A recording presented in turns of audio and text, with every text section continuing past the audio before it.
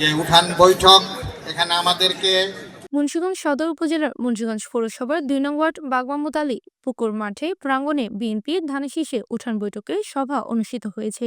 শনিবার ৩১শে জানুয়ারি রাতে মুন্সিগঞ্জ পৌরসভা বাগ মোহাম্মদ আলী পাড়া পুকুর মাঠ প্রাঙ্গণে ২ নং ওয়ার্ডের যুবদল ছাত্রদলের আয়োজনে সংসদ সদস্য মুন্সিগঞ্জ ৩ আসনের বিএনপি ধানের শীষ মনোনীত প্রার্থী কেন্দ্রীয় কমিটির সমাজ কল্যাণ বিষয়ক সম্পাদক কামরুজ্জামান রতনের নির্বাচনী উঠান বৈঠক অনুষ্ঠিত হয়। প্রধান অতিথির বক্তব্যে কামরুজ্জামান রতন বলেন, বিএনপি সরকার গঠন করলে এবং আপনাদের ভোটে নির্বাচিত হলে নারায়ণগঞ্জ মুন্সিগঞ্জ পর্যন্ত রাজধানীর সঙ্গে আশপাশ জেলার ট্রেন লাইন স্থাপন প্রকল্প মুন্সিগঞ্জ জেলা অন্তর্ভুক্ত করা হবে।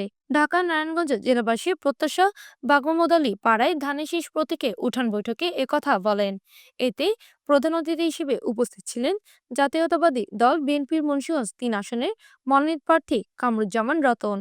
এ সময় উপস্থিত ছিলেন মুন্সিগঞ্জ পৌরসভার সাবেক মেয়র AKM এবাদত মানু, মুন্সিগঞ্জ পৌরসভার ৩ নং ওয়ার্ডের সাবেক কমিশনার লিটন হোসেন, অ্যাডভোকেট রোজিনা আক্তার।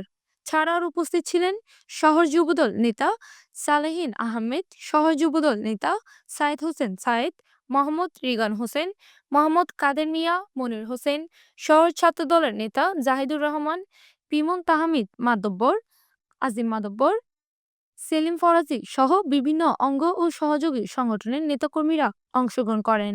মানুষকে একটা মিথ্যা অপবাদ দিতে চাচ্ছে।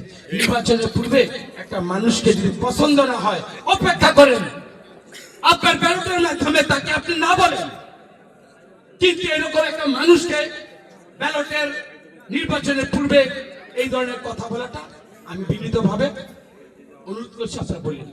এইখানে কিন্তু আমাদের এমন একটা জায়গায় দাঁড়িয়ে কথা বলছি, কিছুক্ষণ পূর্বে মেট্রো রেলের কথা হয়েছে। দেখেন, যেই সরকারে আসুক বা যে প্রতিনিধি আসুক, তার কাজ কি? সে যদি সৎ হয় আর সরকারের সাথে যদি তার সম্পর্ক খুব ভালো থাকে, সে কিন্তু সর্বোচ্চ চেষ্টা করে ওই এলাকার মানুষগুলোর জন্য কাজ করার জন্য। এটাই সত্য।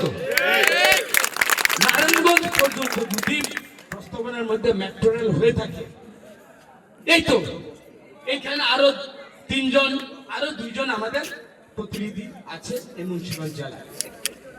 আমরা সম্মিলিত ভাবে এই মুক্তারপুরের ব্রিজের সময় সবার সম্মিলিত প্রচেষ্টা ছিল না, এটা কি একক কারো প্রচেষ্টা? এই এলাকায় যারা নেতৃবৃন্দ ছিলেন, সরকার ক্ষমতা ছিল, সবার সম্মিলিত প্রচেষ্টায় বেগম খালেদা প্রধানমন্ত্রী ছিলেন, এটা তো আমরা সাক্ষী ছিলাম। সুতরাং একক কোনো কৃতিত্বের এখানে দাবি করা ঠিক না।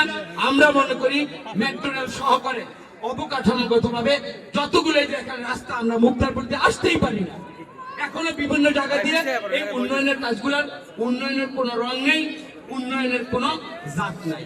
এই জাতটা হলো যার সামর্থ্য থাকবে, সে যদি জনপ্রতিনিধিকে ভালোবাসে, সে যেন এই কাজগুলো আন্তরিকভাবে সততার সহিত সবাইকে অংশীদার করে এই কাজগুলো করে।